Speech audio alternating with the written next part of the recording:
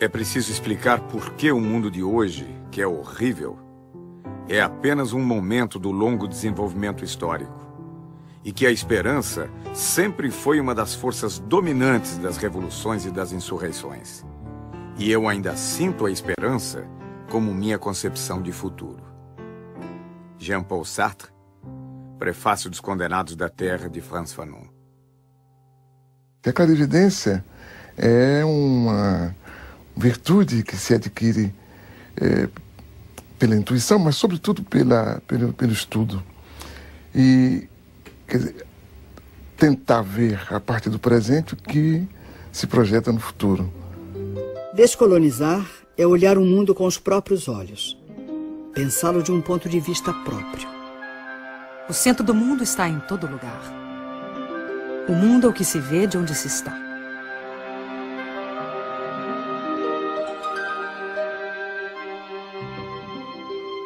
O olhar sobre a primeira globalização vem das viagens de descobrimento e conquista. Os imensos territórios conquistados não estavam desocupados. Em apenas um século, entre 1500 e 1600, dos 80 milhões de nativos existentes na América pré-colombiana, 70 milhões foram exterminados. 2.000 línguas desapareceram com eles. Tupis, quechuas, mapuches tiveram seus territórios ocupados e demarcados arbitrariamente, ignorando-se povos, culturas, línguas, religiões, para facilitar a dominação e o saque de suas riquezas.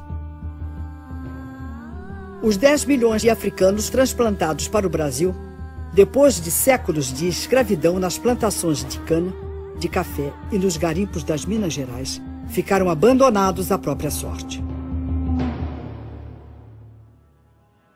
A primeira globalização do colonialismo se caracterizou pela ocupação territorial. A segunda globalização começa no fim do século XX, marcada pela fragmentação dos territórios.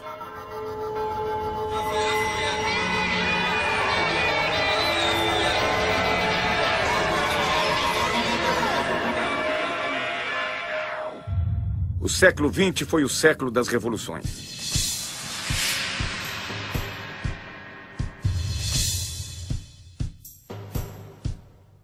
As revoluções tecnológicas transformam as novas conquistas em sonhos de um mundo melhor.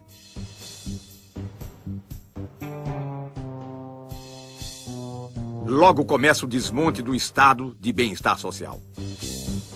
O humanismo, como motor do desenvolvimento e do progresso, é substituído pelo modelo do consumo voraz.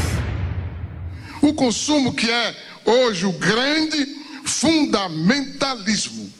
Esse, sim, é que é o grande fundamentalismo. As técnicas são implantadas nas sociedades e nos territórios a partir de uma política. Hoje, a política das empresas globais. Amanhã, a partir da política dos Estados impulsionados pelas nações.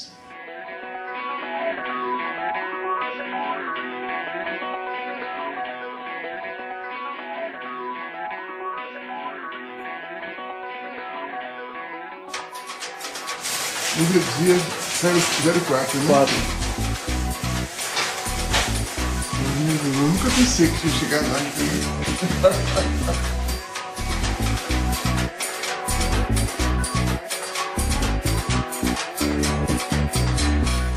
Queria dizer, em primeiro lugar, que eu me considero um intelectual outsider, coisa que é rara no Brasil. Não pertenço a nenhum partido, não pertenço a nenhum grupo, inclusive grupo de intelectuais, não respondo a nenhum credo, não participo de qualquer militância. É difícil ser um intelectual negro no Brasil? Eu creio que é difícil ser negro e é difícil ser intelectual no Brasil. Essas duas coisas juntas dão o que dão, né? É difícil ser negro porque, fora das situações de evidência, o cotidiano ia ser muito pesado para os negros. É difícil ser intelectual porque não faz parte da cultura nacional ouvir tranquilamente uma palavra crítica, né? Por que a opção pela geografia? Eu acho que foi a opção pelo movimento. O fato de eu ter, quando garoto, me impressionado com as populações que mudavam de lugar, que se transportavam de um lugar para outro. Acho que talvez isso me tenha dado uma dimensão da disciplina.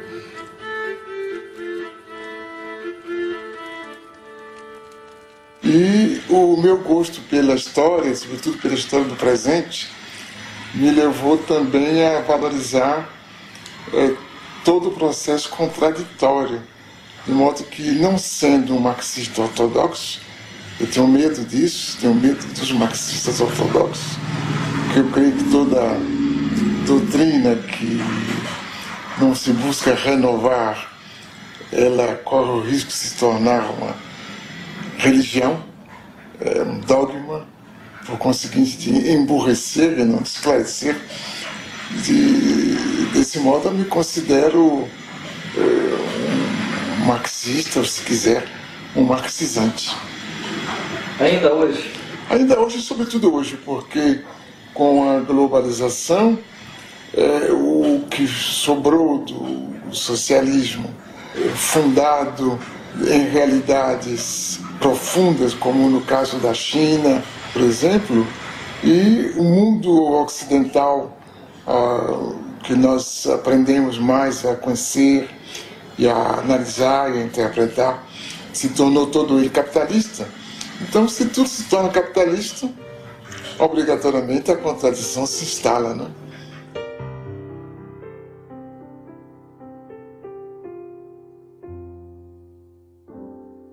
Uma forma de reconhecer o nível de desenvolvimento no planeta é observar a quantidade de luz que as cidades emitem à noite. A foto do satélite revela um nítido contraste entre o desenvolvimento ao norte e ao sul da Terra. A renda dos 500 indivíduos mais ricos do mundo é superior aos ganhos dos 416 milhões mais pobres. Em 1990, um norte-americano ganhava em média 38 vezes mais que um tanzano. Hoje ganha 61 vezes mais. Nunca houve uma oposição tão grande entre um pequeno grupo de países e a maioria esmagadora dos países da humanidade. Então nós temos um terceiro-mundismo em germe muito mais forte do que antes. E uma realidade da dependência muito maior do que antes. E talvez por aí é que vai surgir essa possibilidade de a gente construir um mundo de outra forma. De fato, se desejarmos escapar à crença de que esse mundo assim apresentado é verdadeiro, e não queremos admitir a permanência de sua percepção enganosa, devemos considerar a existência de pelo menos 3 mundos num só. O primeiro seria o mundo tal como nos fazem vê-lo, a globalização como fábula. O segundo seria o mundo tal como ele é, a globalização como perversidade. E o terceiro, o mundo como ele pode ser, uma outra globalização. Nunca na história da humanidade houve condições técnicas e científicas tão adequadas a construir um mundo da dignidade humana. Apenas essas condições foram expropriadas por um punhado de empresas que decidiram construir um mundo perverso. Cabe a nós fazer dessas condições materiais a condição material da produção de uma outra política.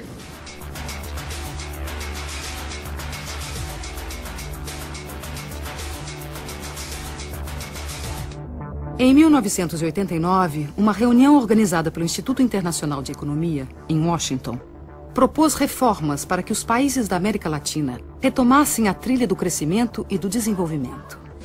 Nasceu aí o Consenso de Washington, uma espécie de bula com prescrições consensuais, austeridade fiscal, elevação de impostos, juros altos para atrair investimentos estrangeiros, privatizações, em nome da boa administração do setor privado e da incapacidade dos estados.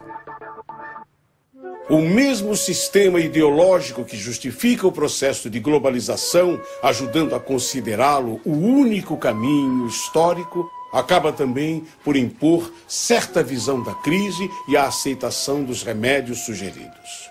Na verdade, porém, a única crise que os responsáveis desejam afastar é a crise financeira, e não qualquer outra. O Consenso de Washington representou para a América Latina um fruto envenenado. No Equador, país com 25% de índios e 55% de mestiços, o movimento indígena Pachacuti comanda a revolta. A crise se torna aguda com os programas de privatizações e extinção de serviços estatais.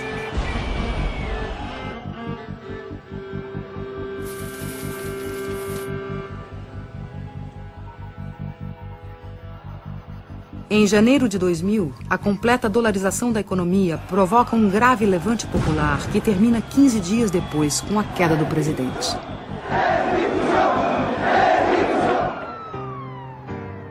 Ainda em 2000, na Bolívia, o governo pressionado pelo FMI e pelo Banco Mundial privatizou a água potável na região de Cochabamba. A resposta popular de uma sociedade formada por 70% de índios e mestiços explodiu em gigantescas rebeliões comandadas por movimentos sociais autônomos.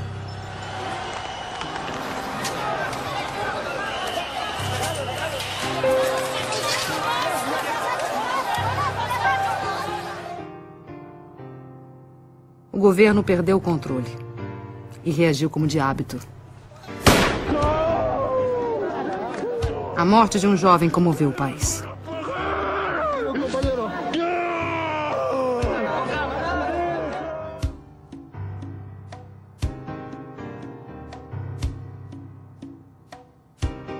A pressão popular obrigou a desprivatização da água. A decisão e a luta de homens, mulheres, niños e ancianos de todo o povo de Cochabamba. Este es un primer paso que se ha dado, muy pequeño pero importante, de la significación que tiene la democracia. Muchos habíamos pensado que la globalización nos había quitado esa capacidad de poder unirnos, de poder organizarnos, esos sentimientos de solidaridad que la gente tuvo antes, en el pasado, cuando nos contaban sus viejas luchas, nuestros papás y nuestros abuelos. Em seguida, de setembro a dezembro de 2000, mais de 70 pessoas morreram na luta pelo controle do gás e petróleo. Exigíamos la nacionalización e industrialización de nuestros hidrocarburos. Pero como actualmente la clase política que está en el gobierno no nos hicieron caso. De inmediatamente ellos se juegan con el pueblo y todas las leyes y las decisiones que toman en el Parlamento siempre están en contra de los pobres. Nosotros tenemos un lema. Ese lema es el alto de pie, nunca de rodillas. Mira, el kilo de 10 kilos aquí nos está vendiendo a 25 bolivianos y allá a 60 centavos de dólar dice que venden en bruto. Y eso no es justo, señorita periodista, que nos haga de esta manera. Más al contrario, deberíamos de tener nosotros el gas a bajo precio para los bolivianos y para los extranjeros. Hubiese sido en un precio más alto, tal vez así.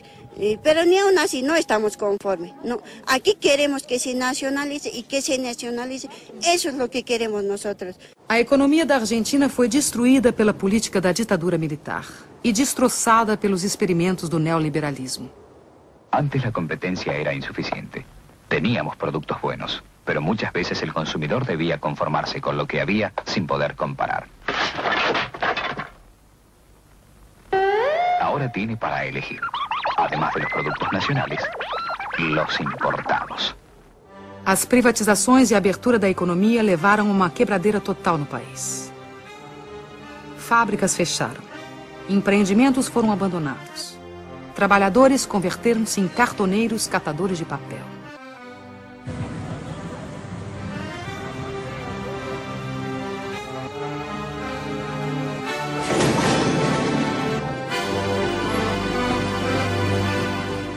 O panelaço no final de 2001, que derrubou 3 presidentes da República em 2 semanas, levou às ruas cidadãos da classe média, que da noite para o dia, pela desdolarização da economia, tornaram-se os novos pobres do país.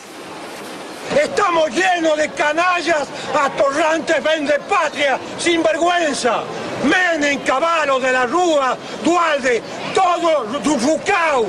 Es peor que lo que han hecho los bancos extranjeros. Porque estos tipos han vaciado las empresas argentinas y han dejado sin trabajo a los argentinos que se están muriendo de hambre, querido.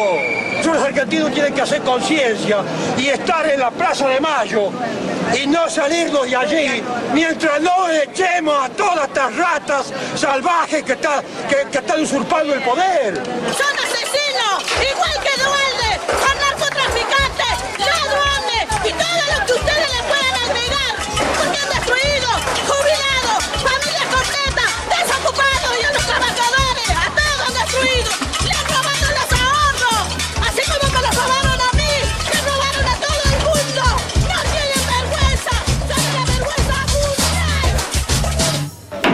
No Brasil, a privatização de grandes estatais gerou protestos isolados. O país entrou às cegas na modernidade. A ilusão da moeda forte e do consumo fácil anestesiou a população. Para o economista Joseph Stiglitz, Prêmio Nobel de Economia e economista-chefe do Banco Mundial entre 1997 e 2000, esse receituário violento não provém de análise econômica, mas de postura ideológica. The Washington Consensus was neither necessary nor sufficient for growth. There were countries like Bolivia that seemed to follow all the dictates of the Washington Consensus. They said, we felt the pain, when do we get the gain? And they waited, and they waited, and they waited, and they're still waiting. And then there are countries like China that did not follow the Washington Consensus, and they've grown and grown and grown. Agora, essa história que os Estados nacionais estão diminuindo a importância é uma história da carochinha que os países ricos nos contam, porque o Estado Nacional, por exemplo, norte-americano, vai muito bem, né? Inclusive, digamos, bem do ponto de vista de força do Estado, com gastos militares como nunca houve antes, né? Com um empenho direto, digamos assim, dos agentes comerciais do governo americano para defender os interesses das empresas norte-americanas, o que é normal, aliás, né? Então, agora aí eles nos dizem, não, o Estado não tem importância, quer dizer, não estou dizendo que eles norte-americanos, mas esses pensadores da globalização muitas vezes nos dizem isso. Isso é que, digamos, crê quem quer ser enganado.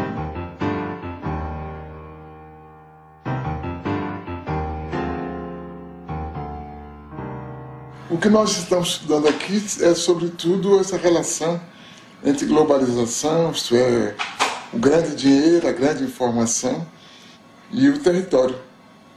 O território como matriz da vida social, econômica e política.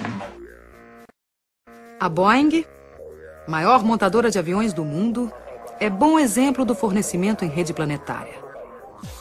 O modelo 777 recebe componentes de 322 fornecedores em 38 países.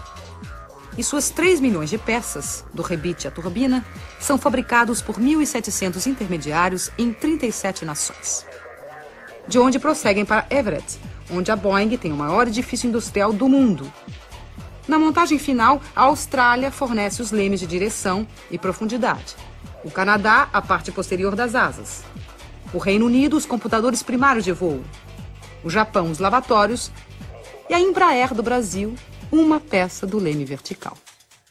As grandes empresas são esse centro frouxo do mundo e que, escapando ao controle dos estados e que se distanciando de uma relação mais obrigatória com os territórios, acaba por lhes permitir uma ação sem responsabilidade.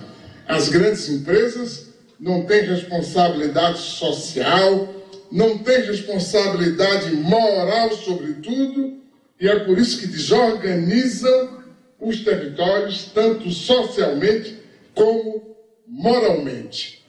O filme Corporation, dos cineastas canadenses Mark Akbar, Jennifer Abbott e Joel Beckham, denuncia a exploração de mão de obra no terceiro mundo. Trata-se de uma divisão internacional de trabalho injusta e desigual. Distribuição de mais pobreza para os pobres e concentração de mais riqueza para os ricos. A Nike transferiu sua produção industrial para países onde não há limites para a exploração de mão de obra.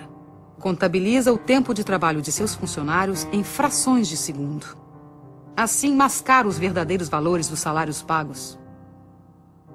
O diretor do Comitê Nacional do Trabalho norte-americano, Charles Kanahan, denuncia a divisão do trabalho na globalização, que distribui migalhas mundo afora enquanto elimina empregos nos Estados Unidos. To make this stuff concrete as possible, we purchase all of the products from the factories that we're talking about. This shirt sells for $14.99, and the women who made the shirt got paid 3 cents. Liz Claiborne jackets made in El Salvador. The jackets are $178, and the workers were paid 74 cents for every jacket they made. Alpine car stereos, 31 cents an hour. De fato, para a grande maioria da humanidade, a globalização está se impondo como fábrica de perversidades. O desemprego crescente torna-se crônico.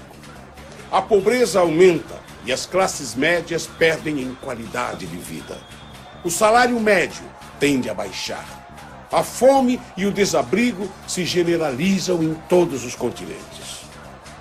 A fila na Marquês de Sapucaí, no Rio de Janeiro, não é para assistir a nenhum desfile de escola de samba, mas simplesmente para conquistar uma vaga para a gari da empresa pública de coleta de lixo da cidade.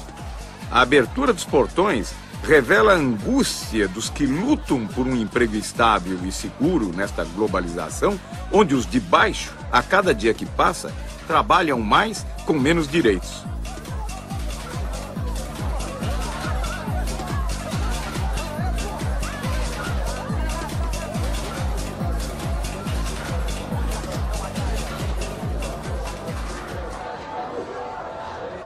O desemprego aparece já como uma coisa normal. Os arautos da globalização e o aparelho de Estado explicam que o desemprego é uma condição para chegarmos a mais globalização. Por conseguinte, soframos. Aumentam também o número de pobres. Há mais 600 milhões de pobres hoje do que em 1960. 1,5 bilhão de pessoas ganham menos de $1 por dia. E diante disso, a pobreza é tratada com naturalidade. Alô, amigo, alô, chefia. Seu futuro não pode ser decidido à revelia. Lembra daquele tempo em que seu salário ainda valia mais ou menos 50 anos, eu diria. Alô, amigo, alô, chefia. Seu futuro não pode ser decidido à revelia. Se o presente é omisso, aí fica difícil. Tem que botar a mão na massa, dar um jeito nisso. A humanidade se divide em 2 grupos. O grupo dos que não comem e o grupo dos que não dormem, com receio da revolta dos que não comem. Josué de Castro, em Geopolítica da Fome. A gente descobriu uma coisa importante, que a gente produz muito mais comida do que pode comer. E tanto que na Europa, a comunidade europeia dá prêmio a quem deixa de produzir comida. E castiga quem produz mais do que as cotas estabelecidas. Quer dizer, a questão da fome não é a questão de produção de alimentos, é a questão de distribuição. Isso a gente viu quando de certas epidemias de fome na África e na Ásia, os Estados Unidos se recusando a dar ajuda alimentar se certas condições políticas não fossem preenchidas. No caso do próprio Brasil, se há uma parte da população que não come corretamente, isso é culpa unicamente da forma como nós organizamos a sociedade. Não é que não haja alimento, não é que não se possa distribuir os alimentos. Apenas nós decidimos que alguns não devem comer, porque acaba por ser uma decisão, que se depois de tantos anos a gente aceita tranquilamente continuar discutindo a questão da fome, que me parece uma vergonha. A fome já não nos surpreende. Convivemos com ela cotidianamente, entorpecidos pela realidade que nos cerca. Caso o receituário do Banco Mundial seja seguido, teremos que aprender a conviver com a morte pela sede. There is a move right now to take over all the water resources worldwide. They are calling it, the transnational corporations are calling water blue gold. Hoje, mais de 1,5 bilhão de pessoas em todo o planeta não têm acesso à água. Mais de 3 bilhões de pessoas utilizam água sem tratamento, o que provoca diariamente a morte de 30 mil indivíduos no mundo. Nos últimos 10 anos, as transnacionais da água orquestram uma estratégia de controle do planeta. Empresas do setor têm suas ações fixadas em bolsas de valores dentro da lógica financeira, que nada tem a ver com a lógica da solidariedade.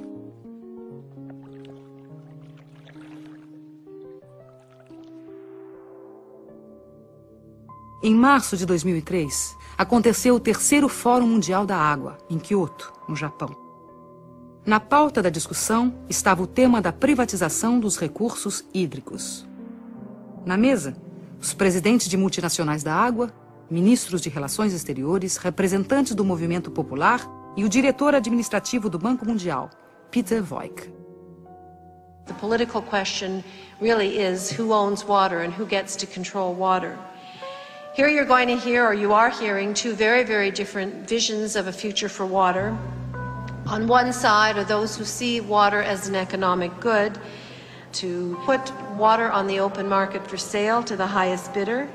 On the other hand, you're going to hear the voice of a growing civil society movement who has a vision of water as a part of the global commons and treated as a public trust for all time by governments everywhere. At what point does a corporation not understand that we do not want you there, and when would you leave? मैं समझता हूं कि अब पूरी दुनिया में ये बात सिद्ध हो गई कि ये डिसेंट्रलाइज्ड वाटर मैनेजमेंट से सारे देश को दुनिया को पानी के लिए बचाया जा सकता है. Oscar Oliveira, o líder da rebelião em Cochabamba, na Bolívia, lança seu grito de advertência em Kyoto. Hace 3 años, después de 5 meses, más de medio millón de personas expulsaron una transnacional Bechtel porque quiso imponer un contrato de privatización totalmente al margen de la voluntad de la población. Varias de las transnacionales que están acá muchas veces manchan nuestra agua con sangre de los ciudadanos.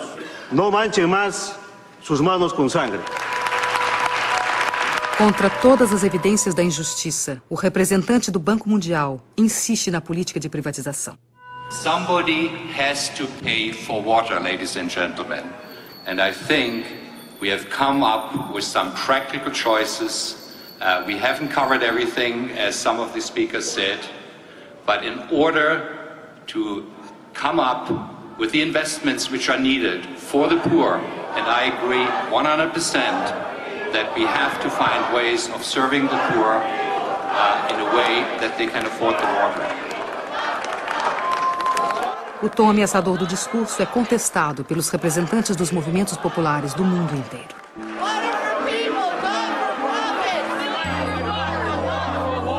Enough is enough. I see this report as nothing short of an attempt to package poverty for money and for profit. El agua es un patrimonio de la humanidad, es un patrimonio de los seres vivos y nadie puede apropiarse del agua. Por lo tanto, la sociedad civil dice que aquí no hay acuerdo.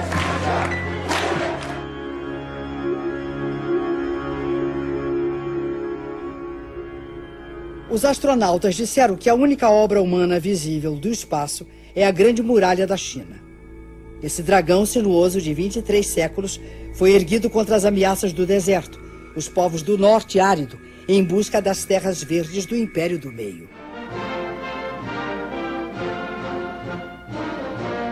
O sonho comunista do internacionalismo proletário, incentivado pela Revolução Soviética de 1917, foi aos poucos substituído pelas barreiras construídas em torno da cortina de ferro. A mais célebre foi o Muro de Berlim, erguido em 1961 para separar a pureza do socialismo das desigualdades do capitalismo. Tinha como missão impedir que as pessoas fugissem do glacial paraíso socialista.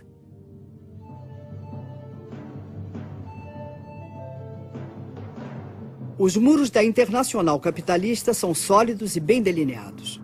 Enquanto permitem a circulação livre das mercadorias, dinheiro e serviços, proíbem o livre tráfego dos indivíduos.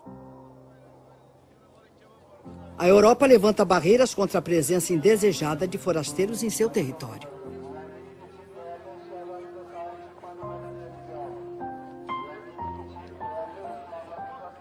Refugiados frequentemente ficam no meio do caminho, sucumbindo de sede no deserto, afogados no Mediterrâneo, enquanto seus barcos precários naufragam. São ainda explorados pela máfia dos que os transportam clandestina e perigosamente. Os clandestinos são presos e recambiados para seus países. Os descendentes dos povos escravizados pelo colonialismo são excluídos do banquete da globalização. Qu'est-ce qui pousse ces gens, ces jeunes vers l'Europe? Mais c'est que justement, il n'y a pas de solution. Si vous mettez les économies de ces pays à genoux, avec la complicité de dirigeants que vous avez vous-même installés au pouvoir, mais effectivement, les gens ne vont pas mourir comme ça sans tenter de réagir. Évidemment, une chose peut paraître bizarre. C'est, pour moi en tout cas, toute cette énergie que des jeunes Africains mettent pour aller vivre en Europe. Pourquoi ils ne la mettent pas pour rester chez eux et se battre contre des systèmes politiques corrompus? Nos Estados Unidos, saltar cercas, cruzar rios ou atravessar desertos para vencer os muros que separam a fome do emprego pode provocar muito mais que ferimentos. Podem representar a prisão ou a morte. Armas que mais parecem sair de filmes de ficção científica são utilizadas para impedir a imigração não desejada. As barreiras naturais, o Rio Grande, o deserto e a polícia de fronteira se encarregam do resto. O presidente da República dos Estados Unidos elogia a eficiência do controle de fronteiras para impedir a entrada de brasileiros. Thanks to our actions, Brazilian illegal immigration dropped by 90%. Este controle já custou muitas vidas dos que sonharam um dia fazer a América. Teríamos que recomeçar o debate da civilização, que a gente abandonou. A gente passou a debater o crescimento econômico, né? Se vamos aumentar os juros, se vamos diminuir, se vamos facilitar um pouco de inflação ou não. Mas a civilização na própria quase que não é objeto de discussão. E isso abre espaço para qualquer forma de barbárie como essa, pela qual a gente deixa morrer crianças, e velhos, e adultos,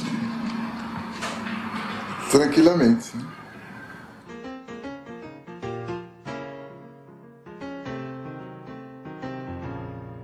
O que nós estamos vivendo hoje é que o homem deixou de ser o centro do mundo, né? O centro do mundo hoje é o dinheiro, mas o dinheiro no estado puro. O dinheiro em estado puro só é o centro do mundo por causa dessa geopolítica que se instalou, proposta pelos economistas e imposta pela mídia.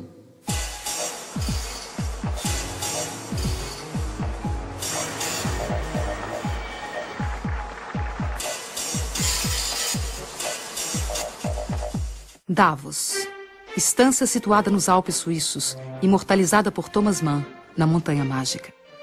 A partir de 1970, a cidade de Davos torna-se berço do pensamento único, dogma sobre a globalização ancorada no livre mercado como trilha para o paraíso.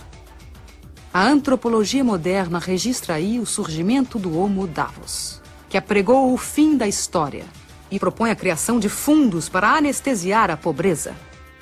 I'd like to offer you $10,000 to help buy you some bed nets. Would anyone else like to be on a team with me and stand up and offer some money and help him as well? 50,000. Thank you. Would anyone else like to stand up and help President Nkapa? President Nkapa needs help today. So if you could just stand up in the room, if you'll be on a team with me, just stand up in the room if you'll help President Nkapa today, because he needs help today. A chamada mídia, ela tem um papel de intermediação que a gente talvez não possa dizer que é inocente, mas não parte dela realmente, ou não é dela o poder. O poder é de um pequeno número de agências internacionais da informação, estreitamente ligadas ao mundo da produção material, ao mundo das finanças, que controla de maneira extremamente eficaz a interpretação do que está se passando no mundo, né? E de uma forma que se torna clara quando a gente pega os jornais e vê a repetição quase que servil das mesmas fotografias, das mesmas manchetes, das mesmas ideias, dos mesmos debates, que indicam que alguma coisa está por trás de tudo isso, né? O redator de um importante jornal está fechando a edição do dia seguinte sem grandes notícias para compor a primeira página. Chega o fotógrafo e diz: Chefe, tenho a notícia e a foto. Um cachorro raivoso atacou a menininha de 7 anos e ninguém fez nada. Até que esse homem se lançou sobre o cachorro, agarrou pela garganta e matou. O editor exclama, maravilhado: Oh, este homem é um herói. Amanhã todos poderão ler da primeira página: valente nova-iorquino salva a vida de menininha. O fotógrafo responde: Pois é, chefe. Só tem uma coisa. O homem não é nova-iorquino. Oh, melhor. Será então valente americano salva a vida de uma menininha. O fotógrafo sem jeito diz: Bem, chefe, ele é árabe. No dia seguinte sai o jornal. Extra, extra! Terrorista árabe massacra de maneira selvagem cachorro americano de raça pura! Extra, extra! Como podemos, mesmo assim, admirar-nos de que ali e aqui estão em guerras e corra o sangue, já que a nova ordem mundial que se constrói é baseada numa competitividade sem limites morais. Não há produção excessiva de informação, mas de ruídos. Existem os fatos. As notícias são interpretações desses fatos.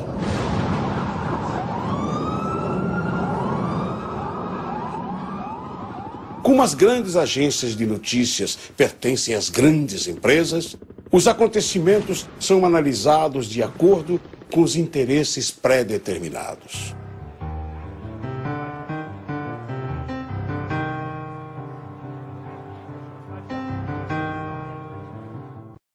We're gonna bomb them over there.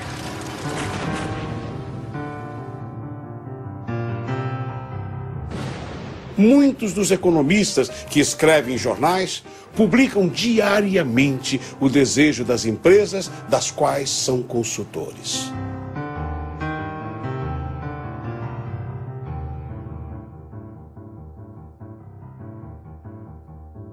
A informação, o grande instrumento da grande finança, a informação, o grande instrumento do processo de globalitarismo, de produção de novas formas totalitárias de vida, mas que manejada por um pequenos grupos, de forma inteligente, produz exatamente o efeito oposto.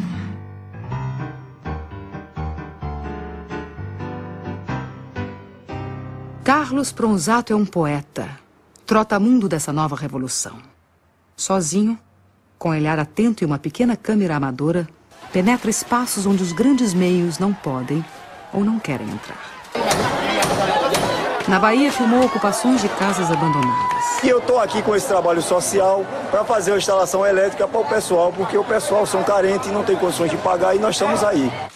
Sobre a ocupação de uma fábrica falida, mostrou o simples desejo do trabalho. Nos quedamos esperando a la empresa, a los patrones que nos trajeran algo. No aparecieron. Teníamos miedo, ¿viste? Bueno, después nos sentábamos ahí, los vecinos nos ayudaban porque no teníamos plata para viajar, no teníamos plata para comer, para nada. Y un día dijimos, bueno, ¿qué vamos a seguir acá sentados esperando que vengan ellos? Entonces empezamos a trabajar, a producir y a vender. Y así, ¿viste? Seguimos. Seus filmes correm mundo afora. Em escolas, sindicatos, pequenos cinemas, seguem globalizando um outro olhar sobre os fatos, sobre as lutas, sobre esse novo tempo. Eu resolvi entrar de fato no movimento popular como uma ferramenta de transformação concreta que podia ser o vídeo, porque não é só filmar, sino estar inserido dentro do movimento. Como eu me considero um manifestante com câmera, então eu tenho que estar aí trabalhando dentro do movimento popular ativamente. Latinoamérica é um polvorim apto para um Bakunin chegar e perguntar onde que está acontecendo e ele ir e tentar ou filmar, ou escrever, ou incitar, ou trabalhar nisso. Então, minha utopia é um pouco essa. É você não entrar na corrente, na onda do não é possível fazer nada, porque nada será possível. E você continuar trabalhando. Eu acho que um pouco que faço está dentro de um projeto utópico de realizar, pelo menos naquele breve período de vida que nós temos, uma pequena obra que pode servir a alguém, tanto agora quanto depois. Eu acho que esse fenômeno vai se multiplicar. Quer dizer, por enquanto há uma coerção muito grande contra essas formas, que são praticamente limitadas no seu elan renovador, pela falta de recursos financeiros, pela legislação que favorece a vida dos gigantes. Mas eu creio que, como há uma demanda que vem de baixo e que é muito forte, é explosiva, a gente vai certamente daqui a pouco ter outra coisa.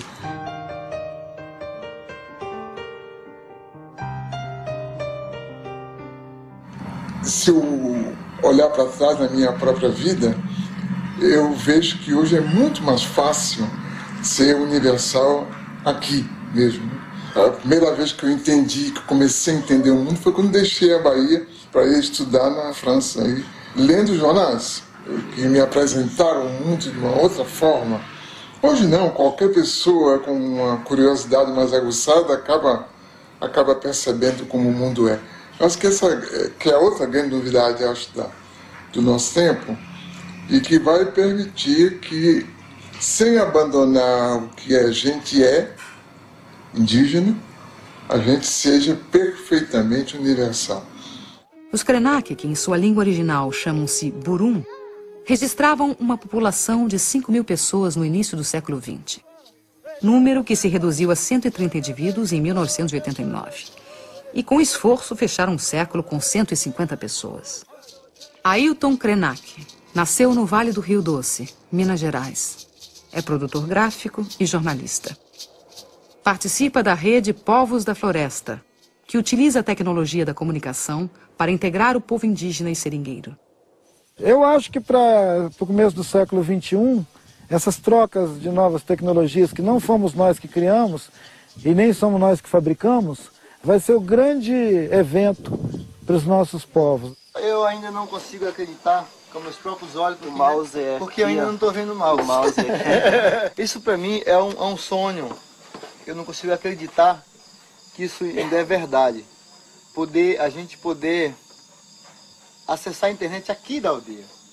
Vocês puderam ver que isso aqui não é um brinquedinho, sabe, de ficar teclando. Não, isso é uma coisa de muita importância pra gente, entendeu? Até mesmo porque é distante. Porque se a gente morasse na beira de uma estrada próxima à cidade, talvez isso não seria tão importante pra gente, porque a gente podia ir na cidade e fazer isso rapidinho. Tirar, trazer. Mas a distância, pelo limite que a gente mora, isso é precioso. Chega assim como uma coisa muito, muito grande pra gente, como realmente um sonho.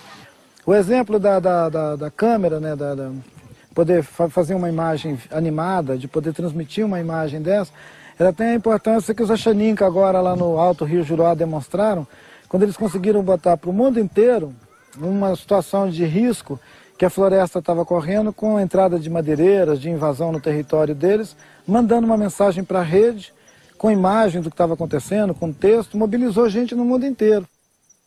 Você não imagina como que o pessoal local ficou mobilizado em torno dessa ideia de eles poderem se comunicar com o mundo sem ter que ficar pedindo licença para a prefeitura local. Na verdade, eu acho que isso, em alguns casos, do ponto de vista político, vai significar a libertação de comunidades que historicamente eram controladas ali, porque não sabiam o que estava acontecendo no mundo. De repente, eles vão conversar com todo mundo. Aí acabou aquele intermediário ali no meio do caminho. É a primeira vez na história na qual a gente convive com o futuro possível.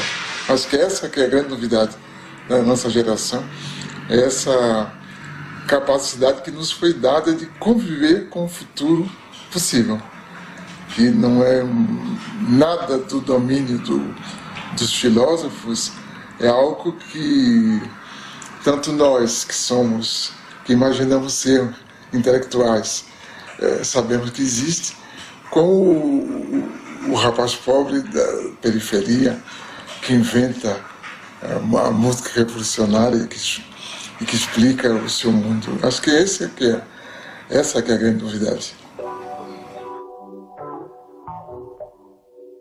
Brasília, conhecida por sua arquitetura arrojada, é uma das cidades mais fotografadas do mundo. Perto de Brasília fica a Ceilândia. É o reverso do cartão postal. Aqui moram muitos dos que trabalham na capital. Respeito todas as quebradas, becos e vielas, quebras cabulosas, satélites, qualquer favela. Todas se parecem muito, só que essa aí é diferente. A Ceilândia é conhecida pelo maior índice de violência da região. Aqui vive Adirley, ex-jogador de futebol, cursou comunicação e tornou-se cineasta. Documenta a arte produzida na periferia, onde seus amigos de infância contam e cantam em rap o cotidiano. Com uma câmera digital, documenta a cultura da periferia. O cinema que a gente quer mostrar é o cinema que a gente experimenta. É a nossa experiência de vida, nada mais que isso. É o nosso ponto de vista só. É a experiência de ser morador de Ceilândia, morador de periferia. É a indignação de não se ver nas telas, vamos dizer assim. Mas eu acho que a possibilidade de fazer cinema vem com toda a história do Milton Santos também, né? Que é se apropriar da cultura de massa. Se apropriar de uma câmera hoje, que é difícil, ainda é caro, mas é mais viável. Hoje, com uma pequena aparelhagem informática, eletrônica, com meios limitados, também se faz opinião, também se produzem coisas centrais na reelaboração da história. O ex... Sou negão careca da Ceilândia mesmo, e daí? Jamaica, o Marquinhos, Japão. Sou ceilandense, não sou brasileiro. Eles já fazem as bases dele no fundo de quintal aqui, numa casa como essa aqui. A gente se mirou nisso para iniciar esse processo de cinema. Então vamos tentar fazer também um cinema que tenha como exemplo o modo de produção do rap. Será subia mandando um recado. Aqui é foda, mas irmão, eu amo essa porra. Ceilândia Norte, resistência, velho, eu tô de boa. Eu curto música de preto, eu curto rap nacional, eu não curto black music. Black music quem curte é os playboy. Não, vou curtir uma black music porque é bonitinho. Agora se falar música de preto, não. Música de preto, não. Pô, que coisa feia. Porra, mãe, eu canto música de preto, meu filho. Fala black music. Até minha mãe que veio do Nordeste quer falar black music. Tá entendendo? Na nossa quebrada a parada é mais quente. Mais de 500 mil e pra eles somos lixo. Lutando pra sobreviver, tratados como bichos escrotos, ratos de esgoto, vermes rastejantes, cobras tipos peçonhentos, monstros repugnantes, terra sem lei. Nova Babel, casa do caralho, cu do mundo, baixa da égua. Foda-se o que dizem, véi, Ceilândia é minha quebra. Até hoje, assim, dentro da cidade, tem muito preconceito com relação a rap. Rap é música de bandido, é música de preto, é música de marginal, é música de desempregado. Esses caras sofreram pra caramba, cara. O Jamaica conta histórias assim que são geniais no sentido assim, do preconceito que ele sofria de ser um rapper. Os nomes dos lugares: Planeta dos Macacos, Caldeirão do Diabo, Vila do Cachorro Sentado. Velho. Onde só tinha bandido, velho. Pra eles só tinha bandido. Eu acho que o rap é um cara de periferia a dar identidade à periferia, a dar nome às pessoas e a contar as histórias da perspectiva deles. Então a gente também está se baseando, tentando fazer cinema nessa perspectiva. Que a ideia é ver dentro da cidade essas formas de solidariedade. E você tem a produção dentro da cidade de formas solidárias que tem expressão econômica e política. Né? Em contraposição com essa produção da violência. Eu acho que há uma multiplicidade de fenômenos de baixo que a gente não dá importância, que a gente dá mais importância à chamada violência.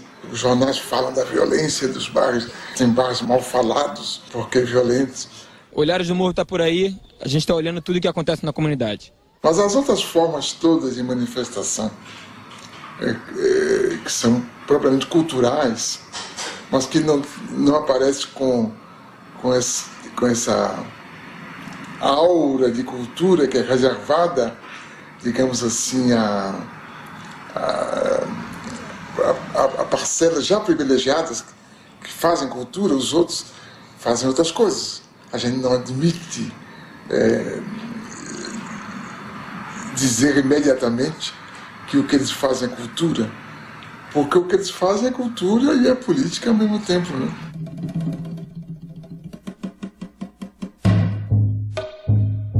Japeri é um município, é o segundo município mais pobre do estado do Rio de Janeiro, e a gente, através do cinema, a gente pode expressar esse nosso movimento, às vezes as coisas que a gente não concorda que tem aqui, a gente joga no cinema e tenta mudar essa realidade. Aqui, acima de tudo, é a superação, de utilizar o que a gente tem na mão e superar até esses mesmos índices de pobreza. E a gente utiliza de pedaço de madeira para fazer grua, de cabo de vassoura para fazer o tripé. Na coletividade, a gente consegue fazer cinema na Baixada Fluminense. A gente partiu de uma necessidade de um resgate da memória e do folclore daqui do município de Japeri. E utilizando numa ficção, que é o marido chegando em casa bêbado e dando satisfação para sua esposa porque chegou bêbado. E a satisfação que ele dá é a partir do folclore de Japeri. Há a possibilidade cada vez mais frequente de uma revanche da cultura popular sobre a cultura de massa, quando, por exemplo, ela se difunde mediante o uso de instrumentos que, na origem, são próprios da cultura de massas. Eu sou lobibicha! Sai! Em pleno século XXI, mas eu não acredito em lobisomem! Sai pra lá! Nesse caso, a cultura popular exerce sua qualidade de discurso dos de baixo, pondo em relevo o cotidiano dos pobres, das minorias, dos excluídos, por meio da exaltação da vida de todos os dias. A partir do audiovisual, várias pessoas vão ser influenciadas pelo produto que eles estão tendo. Então é uma oportunidade para que eles possam se expressar até para o povo inteiro de Japeri, para mostrar o que eles querem falar e ainda não tiveram oportunidade. Porque a partir deles a gente acredita que, ou seja no teatro, na música, no cinema, na literatura, vão estimular novas vidas e novos sonhos a partir de filmes, do audiovisual.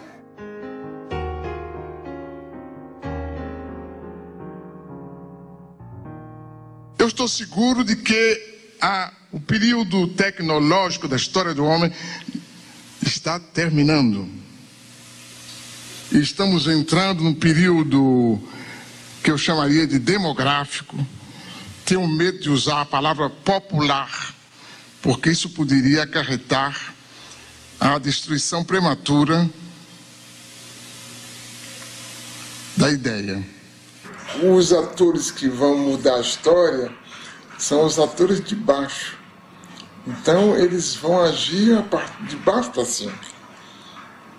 Os pobres em cada país, os países pobres dentro dos diversos continentes, os continentes pobres face aos continentes ricos. De tal forma, nós não vamos ter uma evolução sincronizada como essa, digamos assim, do processo de globalização. Haverá explosões aqui e ali, em momentos diferentes, mas que serão impossíveis de conter. Vamos tudo queimar isso tudo, senão o Estado não ouve a gente. Eu acho que quando a gente abre um jornal, ou olha a televisão, se a gente pode interpretar o que está por trás de tudo isso, a gente já vê que são outras formas de explosão ligadas à religião. Por exemplo, essas religiões aguerridas, como os muçulmanos, né? Que têm uma formidável força intelectual e moral também nisso, face à nossa civilização greco-ocidental. Esse combate silencioso que é feito, por exemplo, por esse 1 bilhão e 100 milhões de pessoas na Índia, cuja formidável preocupação é a produção do conhecimento, e que a gente nem sabe direito que eles têm essa religião do conhecimento, né? Que eles utilizam em benefício da sua própria nação. Essa outra coisa extraordinária que é a China, né? Que a gente imagina que está se tornando capitalista, mas que na realidade está usando ao seu modo os instrumentos que o nosso tempo oferece. Acho que todas essas formidáveis mudanças é que vão garantir essa produção de um mundo novo. Nos últimos 25 anos, a economia da China, país de 1 bilhão e 300 milhões de habitantes, vem crescendo a uma média de 9% ao ano. A China combinou o planejamento de Estado com mecanismos de mercado. Atraiu capitais externos e novas tecnologias. Essa reviravolta é resultado de pesados investimentos em técnicos e pesquisadores. Existem no país mais de 1.000 universidades. Formam-se por ano 450 mil engenheiros, 50 mil mestres e 8 mil doutores. O governo incentivou a industrialização rural e a multiplicação das pequenas e médias empresas no campo. A ocupação agressiva do mercado ocidental com produtos chineses de baixo custo passou a preocupar os defensores do livre mercado. La globalizzazione va bene se le regole sono uguali per tutti. Certo. Questo è o problema. A adoção da propriedade privada, os baixos salários aceitos para atrair as transnacionais, os altos índices de poluição, demonstram o quanto a China se dispôs a abrir mão de seu projeto ideológico em troca do desenvolvimento econômico.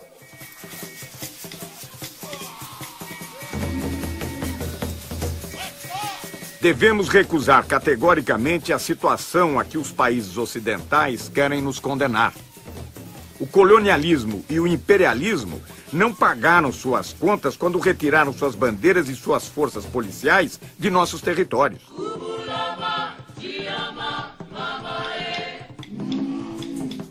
Durante séculos, os capitalistas estrangeiros se conduziram no mundo subdesenvolvido como verdadeiros criminosos. Frantz Fanon, Condenados da Terra, 1961. The problems in Africa did not start in Africa. Those problems are caused from people outside Africa coming in, doing this, doing that, setting one group against another group so that they can fight. And while they are fighting, these outsiders are coming in, taking over. You bring in guns. You give them to one group. You make them really hate this other group. So they start fighting, killing each other. Now, after the fighting and the slaughter really gets started, they come in as peacemakers. Africa is still the richest continent on the face of this earth. And yet, look at the suffering. These children are among thousands forced to work in gold mines in Niger, one of the African countries neighboring Benin. Conditions are appalling, the physical risks enormous. but activists say it's just the tip of an iceberg. It's an issue that has now received some international attention. Tragically, it won't be enough to stop the traffic in child slaves. Quand on écoute les gens, on a parfois l'impression que vraiment le monde, le fameux village planétaire, est un endroit où tout se passe bien partout. Hein? Les sociétés sont prospères, il y a la justice, les droits sont respectés, il n'y a pas de corruption, il n'y a rien, sauf en Afrique. On a l'impression que tout est très bien partout, sauf sur le continent africain. Moi, je trouve ça bien drôle quand même. Je trouve ça extrêmement bizarre, cette façon de raisonner. Je crois que le monde entier ne s'est jamais porté aussi mal. On est bien conscient des mécanismes politiques qui sont à l'origine de nos difficultés sur le continent. Il me semble qu'un pays comme le Brésil doit quand même bien comprendre cela. Le public brésilien, après tout, il n'y a pas très longtemps, en Amérique latine, c'était la CIA qui installait les gouvernements, qui décidait du cours politique et économique dans les sociétés d'Amérique latine, dans les moindres détails. Eh bien, nous, ça revient d'ailleurs à la première question, nous ne sommes pas encore sortis de cette situation. Tú decías cuál va a ser el destino de América Latina. Yo no lo sé, pero sé cuál es el desafío. El desafío es, ¿vamos a convertirnos en la triste caricatura del norte? ¿Vamos a ser como ellos? ¿A repetir los horrores de la sociedad de consumo que está devorando el planeta? ¿Vamos a ser violentos? ¿Vamos a creer que estamos condenados a la guerra incesante? ¿O vamos a generar otro mundo diferente? Vamos a ofrecer al mundo un mundo diferente. Que yo creo que ese es el desafío que tenemos planteado. Hoy por hoy somos, la verdad, caricaturas bastante tristes de modos de vida que se nos imponen desde afuera. Y estamos gobernados por sistemas de poder que cada día nos convencen de que no hay virtud más alta que la virtud del papagayo, que no hay habilidad comparable a la habilidad del mono, el papagayo, el mono, los que imitan, los ecos de voces ajenas. Nós decidimos ser europeus, né? E insistimos em ser europeus, nos recusamos a pensar como nós próprios, porque achamos mais chique pensar como os europeus e os americanos. E aí temos uma enorme dificuldade para entender o mundo. E essa enorme dificuldade também nos deixa meio atarantados, meio tolos diante da história que está se fazendo. Daí a própria política brasileira é um pouco perdida, porque nós não sabemos muito o que fazer com o mundo novo, porque não descobrimos as formas de pensar esse mundo novo a partir de nós próprios.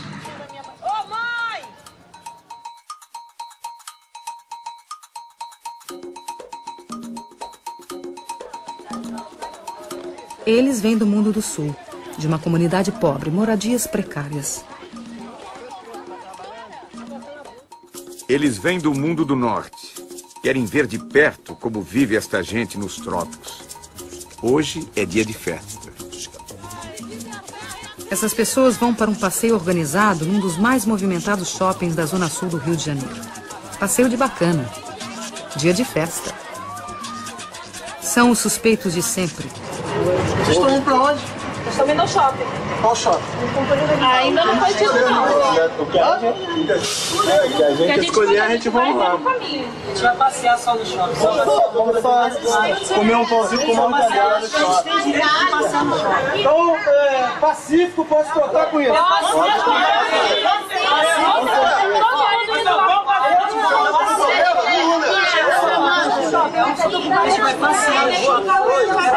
A presença da câmera de televisão serve de salvo-conduto. Então vamos lá. Tem direito, lógico. A gente não tinha direito. Tem direito. Os turistas buscam aventura. Vão fazer safari urbano em uma das maiores favelas do Brasil. O passeio na Rocinha inclui paisagem, violão e uma modesta barraca de souvenirs.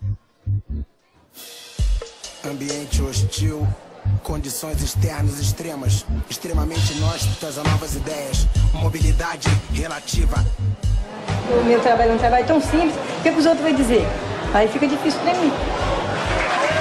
O encontro inesperado entre os habituês do shopping e o sem-teto provoca surpresas. Observam e são observados. Muito bom! Uns perdidos, outros também perdidos. Os turistas penetram nas casas alheias, passeiam por becos e ruelas. Encontram mais riqueza nas vidas do que nos objetos. A variedade de brinquedos desperta o desejo nas crianças. Os meninos se divertem como pequenos Ayrton Sennas neste mundo onírico e inacessível. A senhora sonha com uma joia rara. A moça com calça justa. O rapaz veste um elegante robe de chambre. Outro protesta contra o preço dos produtos. Ô maluco, tu trabalha na loja, quanto tempo você trabalha para comprar uma calça dessa? São solidários. Dividem entre si o pão com mortadela, enquanto dividem a mesa com os outros frequentadores.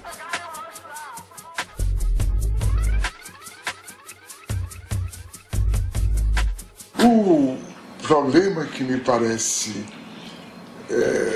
importante com a globalização é, digamos, a segmentação da formulação dos códigos éticos. Quer dizer, há uma ética dos poderosos, que não chega a ser ética, e há uma outra ética dos que não tem nada. Como também há uma ética dos que desesperados tomam o caminho do que a gente chama de violência. Né? Eu creio que essa outra ética, não dos desesperados que praticam a violência gratuita, mas dos que querem grandes mudanças, é cada vez mais compreendida nas camadas mais baixas da sociedade. Mas ela tem contra ela toda uma formulação dessa ética dos poderosos e do direito escrito e da concepção dos juízes e da justiça quanto o que é a convivência social. Não importa. O que importa é que a mudança tem uma base histórica muito forte e ela está ganhando as suas formas de ação, que são inovadoras, são formas de ação surpresivas, formas de ação eficazes, e alguns de nós decidimos apoiá-los, apesar da nossa herança dessa ética que envelhece por incapaz de atender o interesse da maioria. Há essa busca também de melhoria de condição de vida, do sem-teto, do sem-trabalho. Eu acho que isso é a maior coisa que você tem para ter para deixar para os seus filhos, é uma moradia, porque o resto você lutando, você consegue. Mas você tem um lugar para você voltar, repousar do seu trabalho, é um teto. E se você não tem nada. Você não tem endereço, você não é ninguém. Vergonha! É pai de família! Chega em casa e seu filho não tem comida porque ele pagou o aluguel! Isso é vergonha!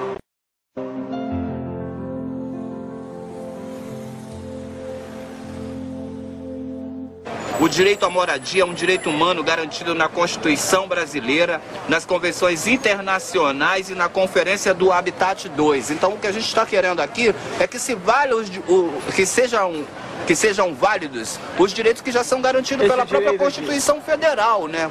Eu não acredito muito que a gente viva numa democracia, porque eu ainda acredito muito que a gente vive no sistema do capitalismo. Quem manda é quem tem o poder.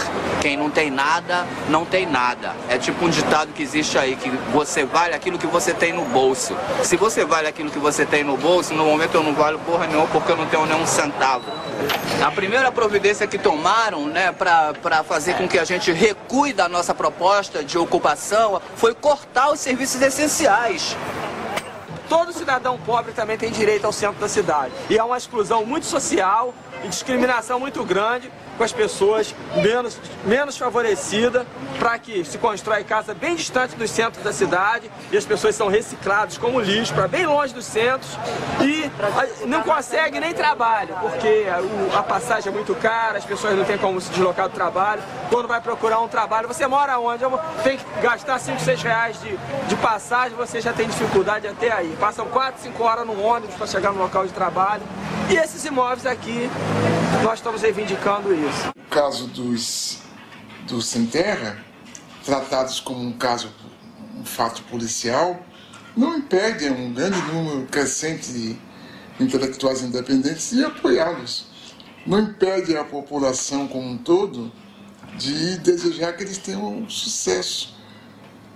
Não importa que, perguntado pela imprensa, as pessoas digam que não estão de acordo. Não tem nenhuma importância. Pode dizer que não está de acordo e está de acordo. Aline Sassahara também é uma militante das telas. A cineasta paulista vê o mundo solidário ao sem terra. Em suas andanças pelo Brasil, registra do MST o que não vemos na TV. Os meios de comunicação selecionam o que está acontecendo. Hoje está acontecendo isso. Está acontecendo milhões de coisas. Mas as pessoas acreditam que só está acontecendo aquilo. É, de fato, uma forma da gente abrir outras janelas, né?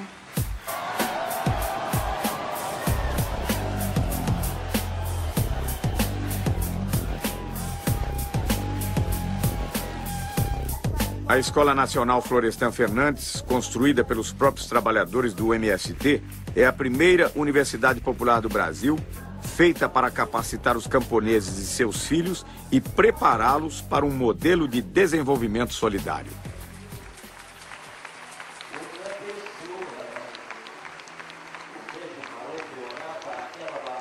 Eu acompanhava o MST, tinha alguma informação e achava incrível eles conseguirem lidar com tanta gente diferente, porque cada um lá com seus desejos, com suas necessidades e tal, e funcionando de uma forma muito organizada para ir contra a maré. A marcha foi um momento de encontro, parecia que todo o movimento estava reunido ali.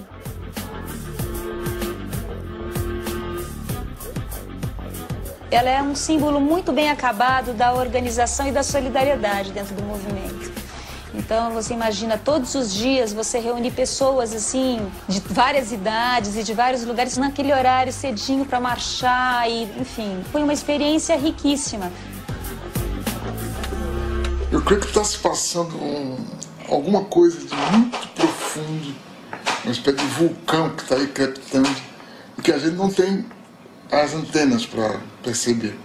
A gente é chamado a pensar na violência, como era definida tradicionalmente.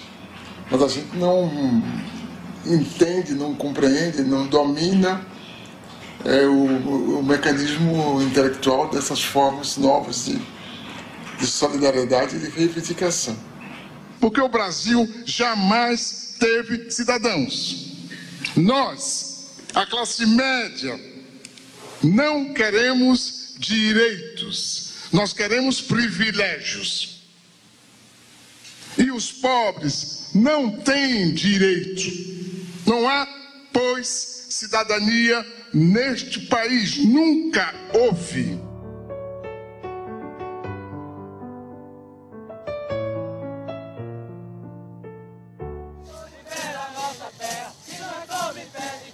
As formas tradicionais de democracia já não convencem os mais pobres. Para muitos, a ação direta nas ruas é o meio de se fazer ouvir. Os diversos movimentos populares buscam alternativas para uma globalização solidária.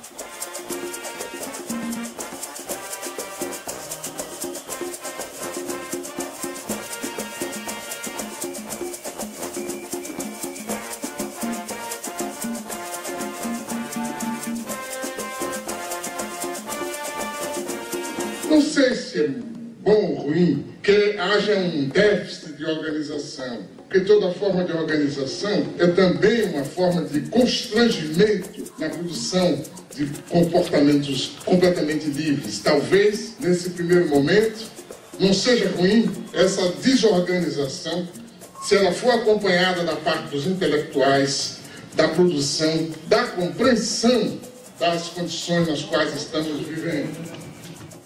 Mas creio que haveria que buscar formas que eu penso que só a partir do Estado é possível fazer. Não, a partir do Estado? Só a partir do Estado. Não vão ser ONGs, nem instituições do terceiro setor. O senhor várias vezes se referiu ao Estado, inclusive em relação ao intelectual. O senhor não abre mão do Estado?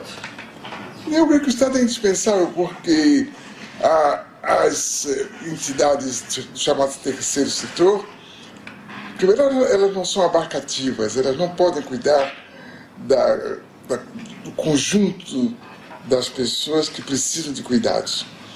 Segundo, elas acabam obrigadas a cuidar melhor de certos setores e não de outros setores. Enquanto que o Estado, através do exercício da política, a tendência dele é cuidar de todas as pessoas. Quer dizer, essa produção democrática, realmente democrática, que as ONGs ou o terceiro setor não podem, pela sua própria definição, cuidar, porque tem as limitações de sua origem, do seu financiamento, dos seus objetivos. Então o Estado se torna algo cada vez mais indispensável, porque as fontes criadoras de diferença, de desigualdade, são muito mais fortes do que no passado. Então, para desmanchar essas diferenças, para reduzir essas desigualdades, é necessário um Estado que intervenha, um Estado socializante, por conseguinte. Tudo se discute neste mundo, menos uma única coisa que não se discute. Não se discute a democracia. A democracia está aí como se fosse uma espécie de santa de altar, de quem já não se esperam milagres, mas que está aí como uma referência, a democracia. E não se repara que a democracia em que vivemos é uma democracia sequestrada, condicionada, amputada, porque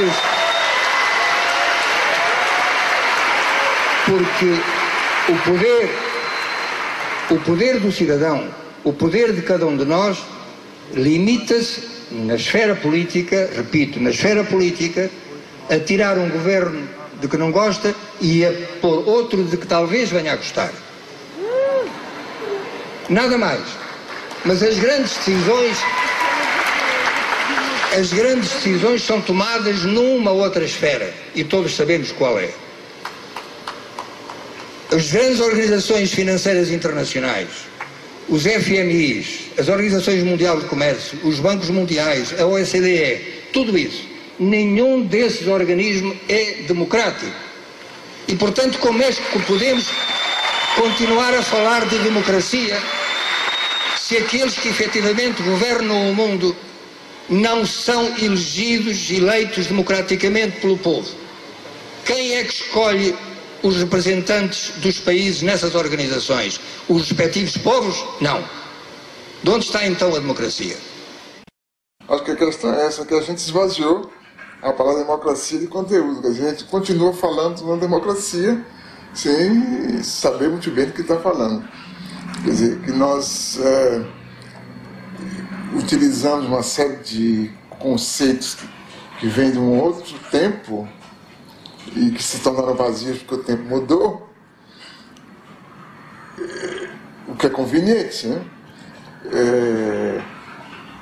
E o que ficou foi o eleitoral. O resto, a representatividade, não é? a responsabilidade, tudo isso perdeu força. A coerência com ideias,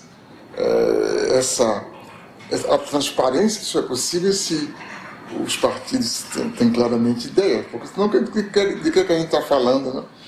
Se a gente não souber o que é que os partidos querem fazer de nós, né?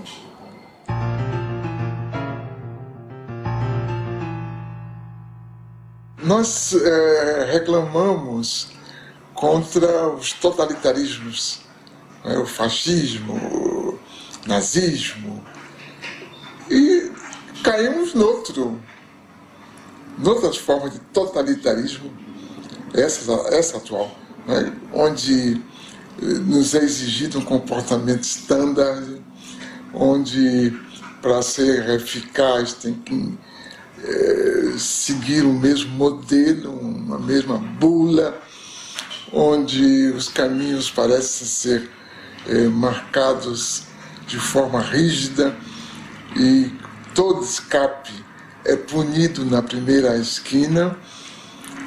Então, acho que nunca houve um mundo que espalhasse que a liberdade é a forma suprema de vida e, ao mesmo tempo, suprimisse a verdadeira liberdade, porque essa carência de liberdade que compromete, inclusive, o exercício da cidadania, eu creio que é uma marca de nosso tempo que mais cedo ou mais tarde vai se mostrar insuportável, como os totalitarismos tiveram seus dias também contados, né?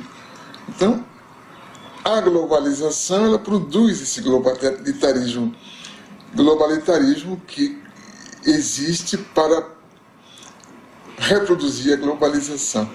Eu acho que é esse ciclo vicioso que a gente vai ter que quebrar através, digamos, da produção de formas democráticas que sejam realmente democráticas.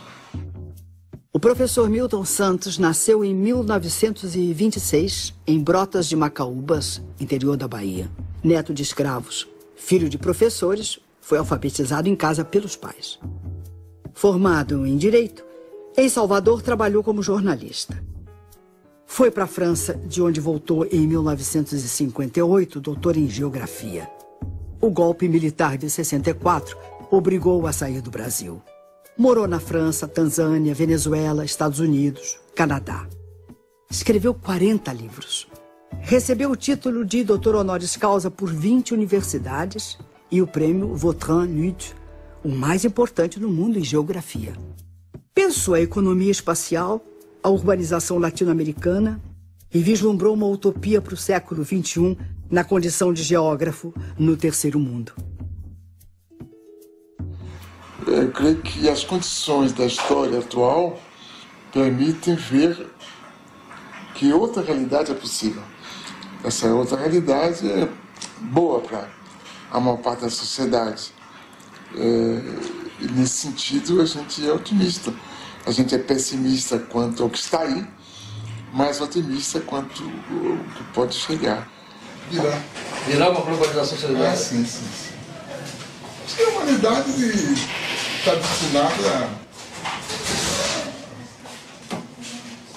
Bom. Porque na verdade nunca houve humanidade, agora está vendo, né? É verdade. Acho que essa que é a coisa. Então nós estamos fazendo os ensaios do que será a humanidade. Nunca houve.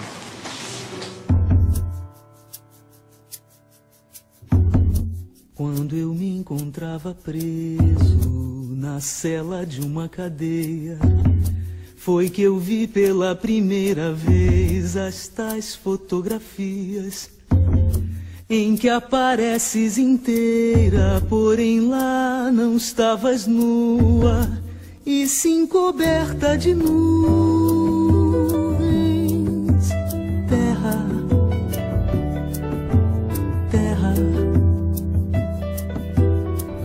por mais distante, o errante navegante, quem jamais te esqueceria. Ninguém supõe a morena dentro da estrela azulada, na vertigem do cinema, mando um abraço pra ti, pequenina, como se eu fosse o saudoso poeta e fosses a Paraíba, terra, terra. Por mais distante, o errante navegante, quem jamais te esqueceria. Eu estou apaixonado por uma menina terra, signo do elemento terra, do mar se diz terra vista. Terra para o pé firmeza, terra para a mão carícia, outros astros lhe são guia. Terra, terra, por mais distante, o errante navegante que jamais te esqueceria.